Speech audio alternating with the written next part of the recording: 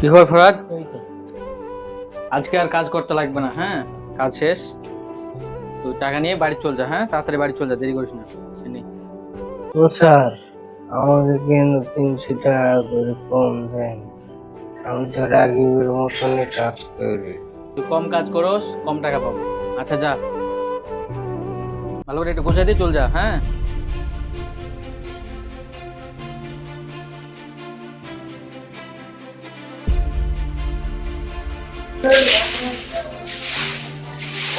আজকের মতো কাজ শেষ।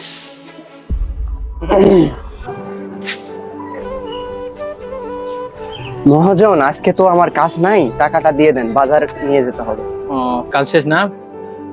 ফরাদ তো চলে গেছে। আচ্ছা, এই নাও তোমার 600 টাকা। মহাজন, একটা কথা বলবো? হ্যাঁ, বলো বলো। আমি আর ফরাদ তো এক সমান কাজ করি, তো ওকে কম টাকা দেন, আমাকে বেশি দেন কেন? ও, এই কথা। আচ্ছা তাহলে বসো, আমি তোমারে বলি। তুমি তো জানো ফরহাদ নেশা করে, বুঝছো? সারাদিন যে টাকা ইনকাম করে হাতে দিলে সব টাকা নেশা করে ফুরায় দেয়। ওর বাসার অবস্থা খুবই খারাপ।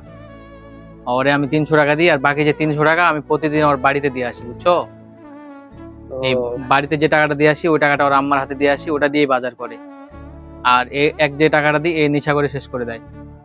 যাই হোক, সমস্যা নাই, আমরা মানুষকে যখন কাজ করাই আমাদের মাথায় ওটা হিসাব থাকে, বুঝছো? তোমার এই যে দেখো, প্রতিদিনের খাতায় প্রতিদিন 600 টাকা করে লেখা আছে ওর। বুঝছে? আচ্ছা, সমস্যা নাই। আর কিছু বলবা? না আচ্ছা ঠিক আছে, আসো, হ্যাঁ? থাকেন। আসসালামু আলাইকুম। আচ্ছা। হে আল্লাহ, আমি অজান্তেই ভুল ভেবেছি। মহাজন আমাদের জন্য কত কিছু ভাবেন।